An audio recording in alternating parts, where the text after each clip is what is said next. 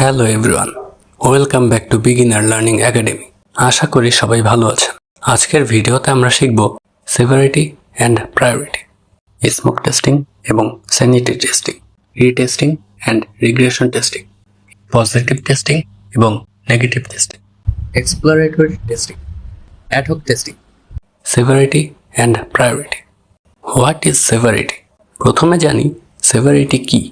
Severity হলো একটা bug অ্যাপ্লিকেশনের ফাংশনালিটিকে কতটা ব্যাডলি এফেক্ট করছে তার মেজার। সহজ কথায় বাগটা সিস্টেমের কতটা ক্ষতি করছে সেটাই হলো সেভারিটি। এক্সাম্পল হিসেবে বলি, যদি একটা বাগের কারণে পুরো অ্যাপ্লিকেশন ক্র্যাশ করে যায় তাহলে সেটার সেভারিটি অনেক বেশি। আর যদি শুধু একটা বাটনের কালার একটু আলাদা হয় তাহলে সেটার সেভারিটি অনেক কম। ইম্পর্ট্যান্ট বিষয় হলো সেভারিটি সাধারণত কিউএ ইঞ্জিনিয়ার বা টেস্টার সেট করে থাকে, কারণ একজন টেস্টারই বুঝতে পারে বাগটা টেকনিক্যালি কতটা ইম্প্যাক্ট করছে। Types of severity. সেভারিটিকে আমরা 4টা ভাগে ভাগ করতে পারি। ক্রিটিক্যাল সেভারিটি, এই লেভেলে বাগটা এতটা বড় যে পুরো সিস্টেম ক্র্যাশ করে যায় বা কাজ করা বন্ধ করে দেয়, এটা সবচেয়ে হাই সেভারিটি। মেজর সেভারিটি, এখানে অ্যাপ্লিকেশনের কোর ফাংশনালিটি কাজ করছে না কিন্তু সিস্টেমটা ঠিকই কাজ করছে, যেমন লগ ইন বাটন কাজ না করা। মাইনর সেভারিটি, এখানে ছোট কোনো ফাংশনালিটি এফেক্টেড কিন্তু একটা ওয়ার্ক অ্যারাউন্ড দিয়ে কাজ চালানো যাচ্ছে। লো সেভারিটি, এখানে শুধু কসমেটিক ইস্যুস থাকে, যেমন টাইপো, কালার মিসঅ্যালাইনমেন্ট বা ফন্ট সাইজ এর সমস্যা। এগুলো ফাংশনালিটিকে এফেক্ট করে না। What is priority? এবার জানি প্রায়োরিটি কি। প্রায়োরিটি হলো একটা বাগ কত দ্রুত ফিক্স করতে হবে তার আর্জেন্সি। সহজ কথায় বাগটা কতটা জরুরি ভিত্তিতে ফিক্স করা দরকার সেটাই হলো প্রায়োরিটি। সেভারিটি এর সাথে প্রায়োরিটি এর একটা বড় পার্থক্য হলো প্রায়োরিটি সেট করে সাধারণত প্রজেক্ট ম্যানেজার বা প্রোডাক্ট ওনার, কারণ প্রায়োরিটি নির্ভর করে বিজনেস নিড এবং ক্লায়েন্ট রিকোয়ারমেন্টসের ওপর। মানে টেকনিক্যাল দিক থেকে বাগটা কতটা বড় সেটা সেভারিটি, আর বিজনেসের দিক থেকে কতটা জরুরি সেটা priority. Types of priority.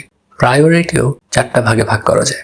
High priority, বাগটা ইমিডিয়েটলি ফিক্স করতে হবে, কোনো ডিলে করা যাবে না। মিডিয়াম প্রায়োরিটি, বাগটা কারেন্ট রিলিজের মধ্যেই ফিক্স করতে হবে, তবে এখনই করতে হবে না। লো প্রায়োরিটি, বাগটা পরের কোনো রিলিজে ফিক্স করলেও চলবে। ডিফার্ড প্রায়োরিটি, বাগ ফিক্স করা আপাতত পোস্টপোন্ড করা হয়েছে, হয়তো অনেক পরে কোনো এক সময় ফিক্স করা হবে। রিয়েল ওয়ার্কপ্লেসে সাধারণত হাই এবং মিডিয়াম প্রায়োরিটি বাগসগুলো সবচেয়ে বেশি অ্যাটেনশন পায়। Severity versus priority. এবার সরাসরি সেভারিটি আর প্রায়োরিটি এর পার্থক্যটা একটু ক্লিয়ার করি। সেভারিটি হলো টেকনিক্যাল, এটা বলে বাগটা সিস্টেমকে কতটা এফেক্ট করছে। আর প্রায়োরিটি হলো বিজনেস বেসড, এটা বলে বাগটা কতটা দ্রুত ফিক্স করতে হবে। সেভারিটি সেট করেন কিউএ ইঞ্জিনিয়ার আর প্রায়োরিটি সেট করেন প্রজেক্ট ম্যানেজার। সবচেয়ে ইম্পর্ট্যান্ট কথা হলো হাই সেভারিটি মানেই হাই প্রায়োরিটি না, এবং হাই প্রায়োরিটি মানেই হাই সেভারিটি না। এই কনসেপ্টটা ইন্টারভিউতে অনেক বেশি জিজ্ঞেস করা হয়। Real life examples. এবার রিয়েল লাইফ এক্সাম্পল দিয়ে বোঝাই, এটা বুঝলে সব ক্লিয়ার হয়ে যাবে। High severity, high priority. Payment gateway কাজ করছে না, এটা টেকনিক্যালি অনেক বড় সমস্যা এবং বিজনেসের জন্য অনেক জরুরি, তাই দুটোই হাই। হাই সেভারিটি, লো প্রায়োরিটি। অ্যাপ্লিকেশনের একটা পুরনো ফিচার যেটা প্রায় কেউই ইউজ করে না, সেটা ব্রোকেন হয়ে আছে। টেকনিক্যালি বড় সমস্যা কিন্তু বিজনেসের জন্য এখনই জরুরি না, তাই সেভারিটি হাই কিন্তু প্রায়োরিটি লো। লো সেভারিটি, হাই প্রায়োরিটি। হোম পেজে সিইও এর নাম ভুল লেখা আছে, টেকনিক্যালি ছোট সমস্যা কিন্তু কোম্পানির রেপুটেশনের জন্য এখনই ফিক্স করতে হবে, তাই সেভারিটি লো কিন্তু প্রায়োরিটি হাই। লো সেভারিটি, লো প্রায়োরিটি। ফুটারে একটু কালার মিসঅ্যালাইনমেন্ট আছে, টেকনিক্যালি ছোট এবং বিজনেসের জন্য এখনই জরুরি না, তাই দুটোই লো। এই এক্সাম্পলগুলো মনে রাখবেন, ইন্টারভিউতে অনেক কাজে আসবে। How to decide severity and priority. এবার জানি প্র্যাকটিক্যালি কিভাবে সেভারিটি অ্যান্ড প্রায়োরিটি ডিসাইড করবেন। সেভারিটি ডিসাইড করতে নিজেকে জিজ্ঞেস করুন, এই বাগটা সিস্টেমের কতটা ক্ষতি করছে। যদি সিস্টেম ক্র্যাশ করে, ক্রিটিক্যাল। যদি মেজর ফিচার ব্রোকেন থাকে, মেজর। যদি কোনো ছোট ইস্যু হয়, মাইনর বা লো। প্রায়োরিটি ডিসাইড করতে জিজ্ঞেস করুন এই বাগটা কতটা দ্রুত ফিক্স করা দরকার। যদি বিজনেস ইমিডিয়েটলি এফেক্টেড হয়, হাই। যদি পরে ফিক্স করলেও চলে, মিডিয়াম বা লো। একটা ইম্পর্ট্যান্ট রুল হলো সবসময় সেভারিটি আগে সেট করুন, তারপর প্রায়োরিটি। এবং প্রায়োরিটি সেট করার সময় বিজনেস ইম্প্যাক্ট এবং ক্লায়েন্ট রিকোয়ারমেন্টস মাথায় রাখুন। স্মোক টেস্টিং এবং sanity testing. What is smoke testing? প্রথমে জানি স্মোক টেস্টিং কি। যখন ডেভেলপাররা একটা নতুন বিল্ড তৈরি করে কিউএ টিমের কাছে পাঠায়, তখন সেই বিল্ডটা পুরোপুরি টেস্ট করার আগে প্রথমে চেক করা হয় যে বেসিক ফাংশনালিটিগুলো কাজ করছে কিনা। এই ইনিশিয়াল চেকিং প্রসেসটাকেই বলা হয় স্মোক টেস্টিং।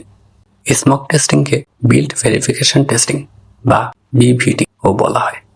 এর মূল উদ্দেশ্য হলো বিল্ডটা আরও ডিটেলড টেস্টিং এর জন্য যথেষ্ট স্টেবল কিনা সেটা ভেরিফাই করা। যদি স্মোক টেস্টিং ফেল করে, তাহলে বিল্ডটা রিজেক্ট করে ডেভেলপারদের কাছে ফেরত পাঠানো হয়। কি points of smoke testing? Smoke testing সম্পর্কে আরও কিছু গুরুত্বপূর্ণ বিষয় জানা যাক। স্মোক টেস্টিং হলো ব্রড অ্যান্ড শ্যালো, মানে অনেক বড় এরিয়া কভার করে কিন্তু গভীরে যায় না। এটা শুধুমাত্র সবচেয়ে ক্রিটিক্যাল ফাংশনালিটিসগুলো চেক করে। এটা সাধারণত খুব কুইকলি এক্সিকিউট করা হয়, কারণ এখানে সবকিছু ডিটেলসে টেস্ট করা হয় না। এক্সাম্পল হিসেবে বলি, একটা ই কমার্স ওয়েবসাইট এর স্মোক টেস্টিংয়ে চেক করা হবে অ্যাপ্লিকেশন লঞ্চ হচ্ছে কিনা, লগ ইন কাজ করছে কিনা, হোম পেজ লোড হচ্ছে কিনা। এই বেসিক চেকসগুলো পাস করলেই বিল্ডটা ফার্দার টেস্টিং এর জন্য অ্যাকসেপ্ট করা হয়। What is sanity testing? এবার জানি স্যানিটি টেস্টিং কি। যখন কোনো স্পেসিফিক বাগ ফিক্স করা হয় বা কোনো ছোট চেঞ্জ করা হয়, তখন শুধুমাত্র সেই স্পেসিফিক এরিয়া ঠিকঠাক কাজ করছে কিনা সেটা ভেরিফাই করার প্রসেসকেই বলা হয় স্যানিটি টেস্টিং। স্মোক টেস্টিং যেখানে পুরো অ্যাপ্লিকেশনের বেসিক ফাংশনালিটি চেক করে, স্যানিটি টেস্টিং সেখানে শুধুমাত্র স্পেসিফিক চেঞ্জ এরিয়াতে ফোকাস করে। যদি স্যানিটি টেস্টিং ফেল করে, তাহলে সেই স্পেসিফিক ফিক্সটার জন্য বিল্ড রিজেক্ট করা হয় এবং ডেভেলপারকে আবার ফিক্স করতে বলা হয়। কি points of sanity testing? Sanity testing সম্পর্কে আরও কিছু জানা যায়। স্মোক টেস্টিং এর বিপরীতে স্যানিটি টেস্টিং হলো ন্যারো বাট ডিপ, মানে ছোট একটা এরিয়া কভার করে কিন্তু সেই এরিয়াতে অনেক গভীরে যায়। স্যানিটি টেস্টিং সবসময় স্মোক টেস্টিং এর পরে করা হয়, মানে আগে স্মোক টেস্টিং পাস করতে হবে, তারপর স্যানিটি টেস্টিং করা হয়। এক্সাম্পল হিসেবে বলি, যদি লগ ইনের একটা বাগ ফিক্স করা হয়, তাহলে স্যানিটি টেস্টিং এ শুধুমাত্র লগ ইন রিলেটেড ফাংশনালিটি গুলো টেস্ট করা হবে, পুরো অ্যাপ্লিকেশন টেস্ট করা হবে না। Smoke testing versus sanity testing. এবার সরাসরি স্মোক টেস্টিং আর স্যানিটি টেস্টিং পার্থক্য ক্লিয়ারলি বুঝে ফেলা যাক। স্কোপের দিক থেকে স্মোক টেস্টিং পুরো বিল্ডের ব্রড কভারেজ করে, আর স্যানিটি টেস্টিং শুধুমাত্র স্পেসিফিক একটা এরিয়াতে ডিপ কভারেজ করে। সময়ের দিক থেকে স্মোক টেস্টিং সবসময় আগে করা হয় নতুন বিল্ড পাওয়ার সাথে সাথে, আর স্যানিটি টেস্টিং করা হয় স্পেসিফিক বাগ ফিক্স বা চেঞ্জের পরে। প্রশ্নের দিক থেকে স্মোক টেস্টিং জিজ্ঞেস করে বিল্ডটা কি স্টেবল, আর স্যানিটি টেস্টিং জিজ্ঞেস করে স্পেসিফিক ফিক্সটা কি কাজ করছে। এই পার্থক্যগুলো মনে রাখলে ইন্টারভিউতে এই টপিকে কোনো সমস্যা হবে না। Real life examples. এবার রিয়েল লাইফ এক্সাম্পল দিয়ে আরো ক্লিয়ারলি বোঝাই স্মোক টেস্টিং। ধরুন ডেভেলপার টিম একটা নতুন বিল্ড পাঠালো। কিউএ ইঞ্জিনিয়ার প্রথমে চেক করে দেখবে অ্যাপ্লিকেশন লঞ্চ হচ্ছে কিনা, লগ ইন কাজ করছে কিনা, ড্যাশবোর্ড লোড হচ্ছে কিনা। এই বেসিক চেকগুলা যদি পাস করে, তাহলে বিল্ডটা অ্যাকসেপ্ট করা হবে এবং ফুল টেস্টিং শুরু হবে। Sanity testing. ধরুন ফুল টেস্টিং চলার সময় একটা লগ ইন বাগ পাওয়া গেল এবং ডেভেলপার সেটা ফিক্স করলো।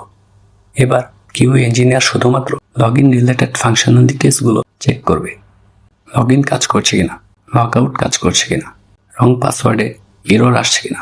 ফিক্সটা ভেরিফাইড হলো, টেস্টিং কন্টিনিউ করা হলো। এই দুইটা এক্সাম্পল থেকে ক্লিয়ারলি বোঝা যাচ্ছে যে দুইটা আলাদা সিচুয়েশনে আলাদা টেস্টিং করা হয়। এবার জানি প্র্যাকটিক্যালি কখন কোনটা ইউজ করব।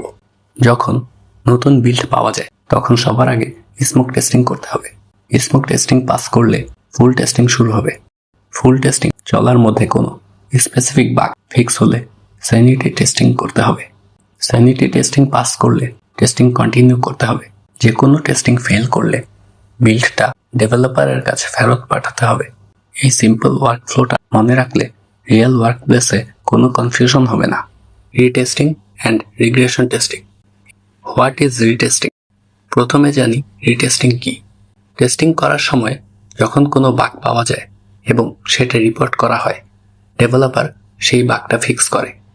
ফিক্স করার পরে কিউএ ইঞ্জিনিয়ার সেই স্পেসিফিক বাগটা আবার টেস্ট করে যে এটা সত্যিই ফিক্স হয়েছে কিনা। এই প্রসেসটাকেই বলা হয় রিটেস্টিং।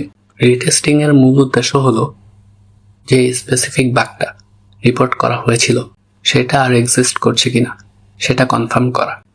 সহজ কথায়, আগে যে টেস্ট কেসটা ফেল করেছিল সেটা এখন পাস করছে কিনা সেটা ভেরিফাই করাই হলো রিটেস্টিং। রিটেস্টিং সম্পর্কে আরও কিছু গুরুত্বপূর্ণ বিষয় জানা যাক। রিটেস্টিং এ শুধুমাত্র প্রিভিয়াসলি ফেইল্ড টেস্ট কেসেস গুলো এক্সিকিউট করা হয়, নতুন কোনো টেস্ট কেসেস রান করা হয় না। এটা অ্যাপ্লিকেশনের অন্যান্য এরিয়া চেক করে না, শুধুমাত্র স্পেসিফিক বাগের এরিয়াতে ফোকাস করে। একটা গুরুত্বপূর্ণ বিষয় হলো রিটেস্টিং সবসময় রিগ্রেশন টেস্টিং এর আগে করা হয়। আরেকটা ইম্পর্ট্যান্ট পয়েন্ট, রিটেস্টিং সাধারণত ম্যানুয়ালি করা হয়, কারণ এটা একটা স্পেসিফিক বাগ ভেরিফাই করার প্রসেস। এটা অটোমেট করার সুযোগ সাধারণত থাকে না। What is regression testing? এবার জানি রিগ্রেশন টেস্টিং কি। যখন কোনো বাগ ফিক্স করা হয় বা নতুন ফিচার অ্যাড করা হয়, তখন এই চেঞ্জ করতে গিয়ে অ্যাপ্লিকেশনের অন্য কোনো পার্ট যেখানে কোনো বাগ ছিল না সেখানে নতুন কোনো বাগ আসলো কিনা সেটা চেক করার প্রসেসকেই বলা হয় রিগ্রেশন টেস্টিং। রিটেস্টিং যেখানে শুধু স্পেসিফিক বাগ ভেরিফাই করে, রিগ্রেশন টেস্টিং সেখানে ব্রডার এরিয়া কভার করে। এটা নিশ্চিত করে যে নতুন চেঞ্জের কারণে পুরো অ্যাপ্লিকেশনের এক্সিস্টিং ফাংশনালিটি ঠিকঠাক আছে কিনা। সহজ কথায়, নতুন কিছু করতে গিয়ে পুরনো কিছু নষ্ট হয়নি তো। এটাই রিগ্রেশন টেস্টিং নিশ্চিত করে। রিগ্রেশন টেস্টিং সম্পর্কে আরও কিছু গুরুত্বপূর্ণ বিষয় জানা যাক। রিগ্রেশন টেস্টিংয়ে নতুন এবং পুরান এই দুই ধরনের টেস্ট কেসেস এক্সিকিউট করা হয়। শুধু ফেইল্ড টেস্ট কেস না, ব্রডার টেস্ট কেসও রান করা হয়। এটা স্পেসিফিক ফিক্সের বাইরেও অ্যাপ্লিকেশনের অন্যান্য এরিয়া চেক করে। রিটেস্টিং পাস করার পরে রিগ্রেশন টেস্টিং করা হয়। একটা ইম্পর্ট্যান্ট পার্থক্য হচ্ছে রিগ্রেশন টেস্টিং অটোমেট করা যায়। সেলেনিয়ামের মতো অটোমেশন টুলস ব্যবহার করে রিগ্রেশন টেস্টিং অনেক দ্রুত এবং এফেক্টিভলি করা সম্ভব। রিগ্রেশন টেস্টিং স্পেসিফিক কোনো বাগের সাথে ডাইরেক্টলি রিলেটেড না, এটা পুরো অ্যাপ্লিকেশন ওভারঅল হেলথ চেক করে। Retesting versus regression testing. এবার সরাসরি রিটেস্টিং আর রিগ্রেশন টেস্টিং এর পার্থক্য বুঝে ফেলি। উদ্দেশ্যের দিক থেকে রিটেস্টিং স্পেসিফিক বাগ ভেরিফাই করে, রিগ্রেশন টেস্টিং পুরো অ্যাপ্লিকেশন ভেরিফাই করে। টেস্ট কেসেস এর দিক থেকে রিটেস্টিং শুধু ফেইল্ড টেস্ট কেসেস রান করে, regression testing broader test cases run করে।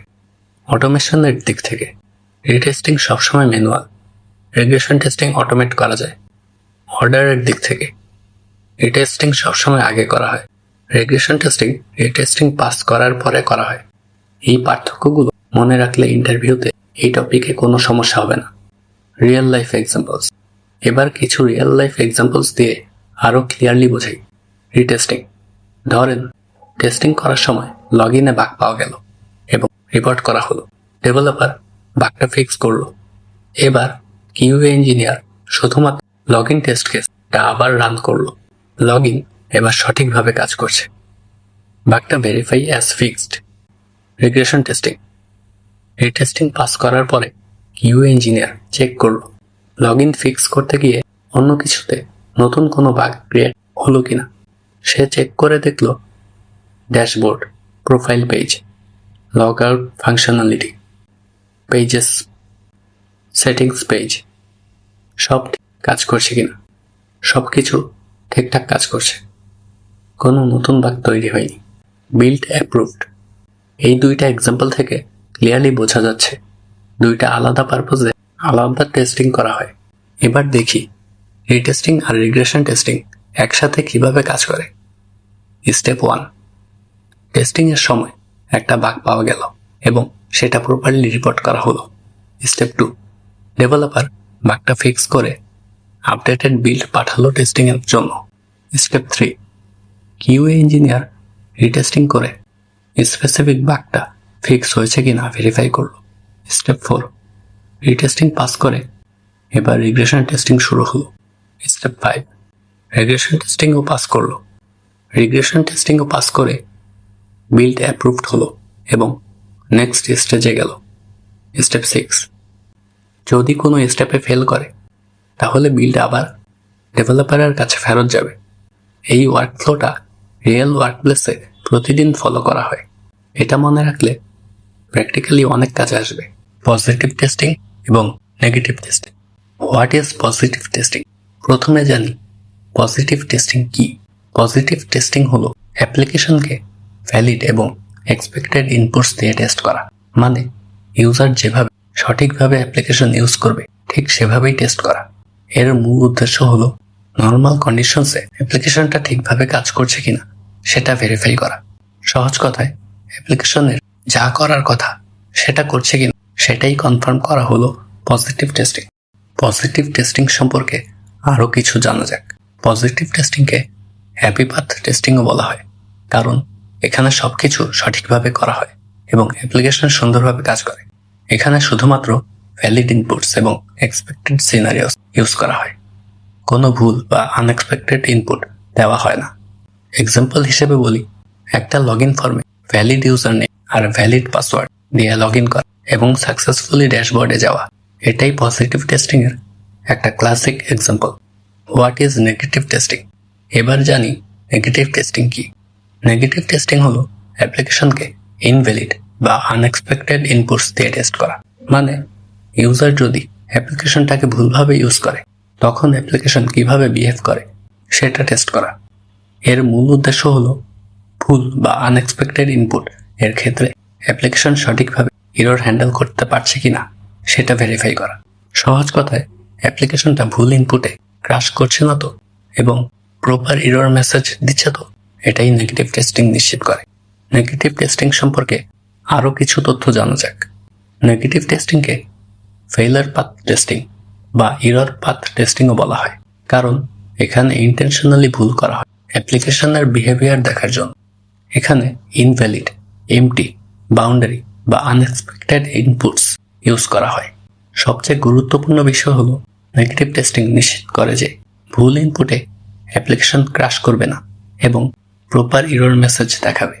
এক্সাম্পল হিসেবে বলি, লগ ইন ফর্মে ইনভ্যালিড ক্রেডেনশিয়ালস যেমন invalid user name, invalid password দিলে অ্যাপ্লিকেশন ক্রাশ করে না, একটি প্রপার এরর মেসেজ দেখানো, এটাই হলো নেগেটিভ টেস্টিং ভেরিফাই করে। Positive versus negative testing. এবার সরাসরি পজিটিভ টেস্টিং আর নেগেটিভ টেস্টিং এর পার্থক্যটা বুঝে ফেলি। ইনপুটের দিক থেকে positive testing a valid inputs দেওয়া হয়, নেগেটিভ টেস্টিং এ ইনভ্যালিড ইনপুটস দেওয়া হয়। বিহেভিয়ারের দিক থেকে পজিটিভ টেস্টিং এ এক্সপেক্টেড বিহেভিয়ার দেখা হয়, নেগেটিভ টেস্টিং এ আনএক্সপেক্টেড বিহেভিয়ার হ্যান্ডেল করা দেখা হয়। পাথের দিক থেকে পজিটিভ টেস্টিং হলো হ্যাপি পাথ, নেগেটিভ টেস্টিং হলো ফেইলার পাথ। গোলের দিক থেকে পজিটিভ টেস্টিং ভেরিফাই করে সিস্টেম কাজ করছে কিনা, নেগেটিভ টেস্টিং ভেরিফাই করে সিস্টেম এরর্স গ্রেসফুলি হ্যান্ডেল করছে কিনা। দুইটাই ইকুয়ালি ইম্পর্টেন্ট, একটি ছাড়া অন্যটি ইনকমপ্লিট। Real life examples. এবার রিয়েল লাইফ এক্সাম্পলস দিয়ে আরও একটু ক্লিয়ার করে বোঝাই। লগ ইন ফর্ম দিয়ে শুরু করি। Log in form positive testing, valid user name আর ভ্যালিড পাসওয়ার্ড দিয়ে লগ ইন বাটন ক্লিক করলাম, সাকসেসফুলি ড্যাশবোর্ডে চলে গেলাম, এটাই পজিটিভ টেস্টিং। Negative testing. এবার তিনটা সিনারিও দেখি। প্রথমত, ইনভ্যালিড পাসওয়ার্ড দিলাম, অ্যাপ্লিকেশন ক্রাশ করলো না এবং ইনভ্যালিড পাসওয়ার্ড এরর মেসেজ দেখা। দ্বিতীয়ত, ইউজার নেম ফিল্ড খালি রেখে দিলাম, এখন লগ ইন করার চেষ্টা করলাম, application user name is required validation message দেখালো। তৃতীয়ত, ইমেইল ফিল্ডে ভ্যালিড ইমেইল ফরম্যাটের বদলে শুধুমাত্র এবিসি লিখলাম, application invalid email format error দেখালো। এই সবগুলোই নেগেটিভ টেস্টিং এর এক্সাম্পল।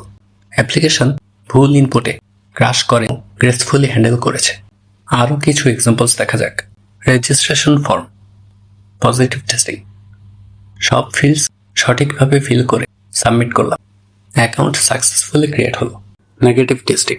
এখানেও 3টা সিনারিও দেখি। অলরেডি রেজিস্টার্ড ইমেইল দিয়ে আবার রেজিস্টার করার চেষ্টা করলাম। ইমেইল অলরেডি এক্সিস্টস, এরর দেখালো। পাসওয়ার্ড মিনিমাম লেন্থের চেয়ে কম দিলাম, পাসওয়ার্ড টু শর্ট, এরর দেখালো। রিকোয়ার্ড ফিল্ডস খালি রেখে সাবমিট করলাম, ভ্যালিডেশন মেসেজ দেখালো। Search box positive testing, valid keyword দিয়ে সার্চ করলাম, রেজাল্টস দেখালো। নেগেটিভ টেস্টিং স্পেশাল ক্যারেক্টার্স যেমন $, হ্যাশ ইত্যাদি দিয়ে সার্চ করলাম, অ্যাপ্লিকেশন ক্র্যাশ করলো না, ভালোভাবেই হ্যান্ডেল করলো। এই এক্সাম্পলসগুলো থেকে বোঝা যাচ্ছে যে নেগেটিভ টেস্টিং কতটা ইম্পর্টেন্ট একটা অ্যাপ্লিকেশনের কোয়ালিটি নিশ্চিত করতে। Why both are important. এবার দেখা যাক কেন দুইটাই ইকুয়ালি ইম্পর্টেন্ট। পজিটিভ টেস্টিং নিশ্চিত করে অ্যাপ্লিকেশন তার মূল কাজটি সঠিকভাবে করছে কিনা। নেগেটিভ টেস্টিং নিশ্চিত করে অ্যাপ্লিকেশন আনএক্সপেক্টেড সিচুয়েশনে ক্র্যাশ করছে না এবং এরর্স প্রপারলি হ্যান্ডেল করছে। আর এই দুইটা মিলেই কমপ্লিট টেস্ট কভারেজ নিশ্চিত করে। যদি শুধু পজিটিভ টেস্টিং করা হয় তাহলে বেসিক ফাংশনালিটি কনফার্ম হবে, কিন্তু এরর হ্যান্ডলিং ভেরিফাই হবে না। রিয়েল ইউজার্স সবসময় সঠিকভাবে ইনপুট দেয় না। যদি শুধু নেগেটিভ টেস্টিং করা হয় তাহলে এরর হ্যান্ডলিং কনফার্ম হবে, কিন্তু কোর ফাংশনালিটি ভেরিফাই হবে না। তাই একটা কোয়ালিটি সফটওয়্যার তৈরি করতে হলে দুইটাই করতে হবে, এটা মনে রাখবেন। Exploratory testing. What is exploratory testing?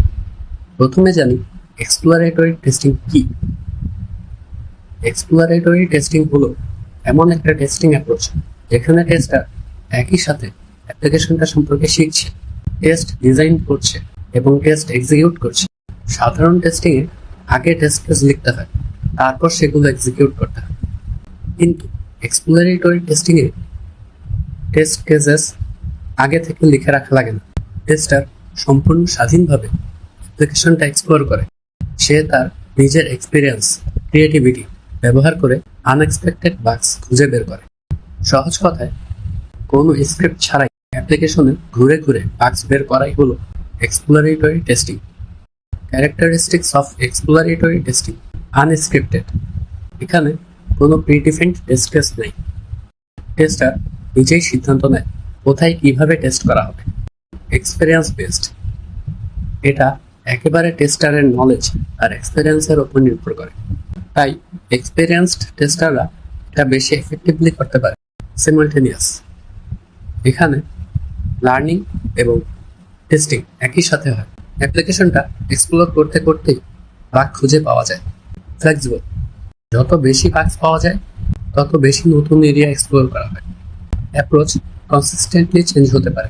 Quick, কোনো প্রিপারেশন ছাড়াই ইমিডিয়েটলি শুরু করা যায়। How exploratory testing works. এবার জানি এক্সপ্লোরেটরি টেস্টিং প্র্যাকটিক্যালি কিভাবে করা হয়। প্রথমেই টেস্টার অ্যাপ্লিকেশনে অ্যাক্সেস পায়, কোনো ডকুমেন্টেশন না থাকলেও চলে। তারপর টেস্টার স্বাধীনভাবে অ্যাপ্লিকেশনটা এক্সপ্লোর করতে শুরু করে। যেটা ইন্টারেস্টিং মনে হয় সেখানে টেস্ট করে। টেস্টিং চলাকালীন টেস্টার তার এক্সপিরিয়েন্স ব্যবহার করে পসিবল প্রবলেম এরিয়াগুলো খুঁজে বের করে। একই সাথে যা অবজার্ভ করছে সেটা নোট করতে থাকে, আর বাগ পেলে সাথে সাথে রিপোর্ট করে।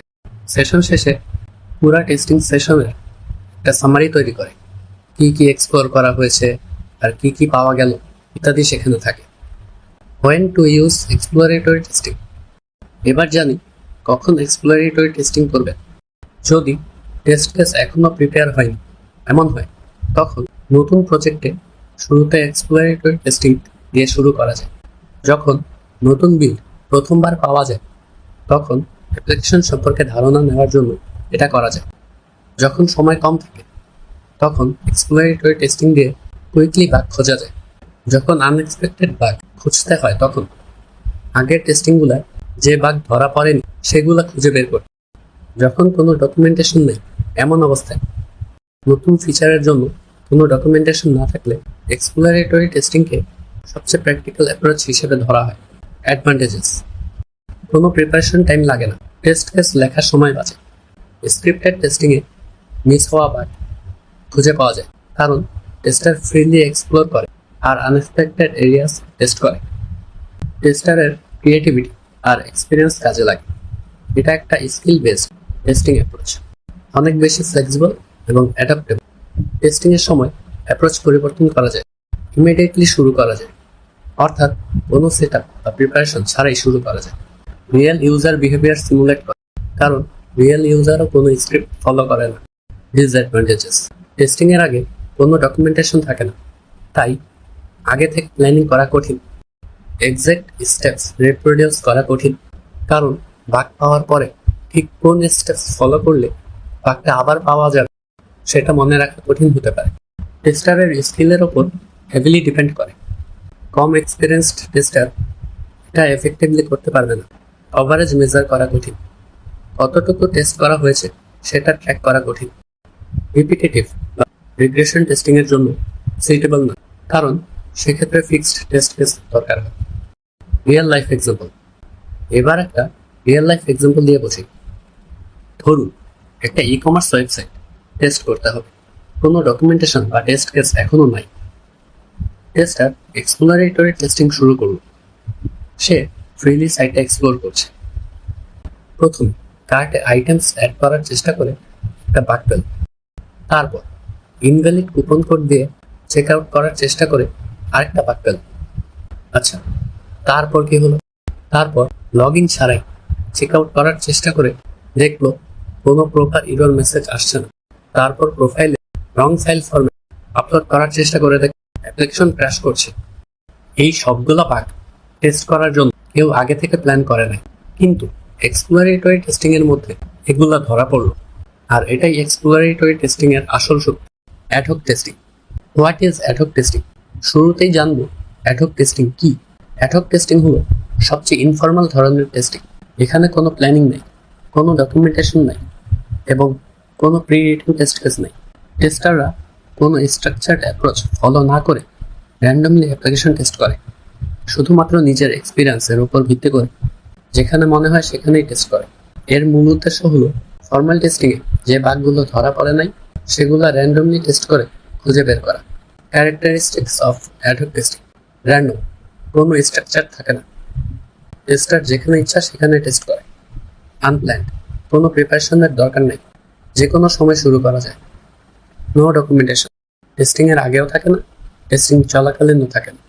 ইনফর্মাল, এটা সবচেয়ে ইনফর্মাল টেস্টিং অ্যাপ্রোচ, কোনো ফর্মাল প্রসেস ফলো করতে হয় না। ইনটুইশন বেসড, এটা সম্পূর্ণভাবে টেস্টারের গাট ফিলিংস এবং এক্সপিরিয়েন্সের ওপর নির্ভর করে। When to use ad hoc testing? এবার জানি কখন অ্যাডহক টেস্টিং করবেন।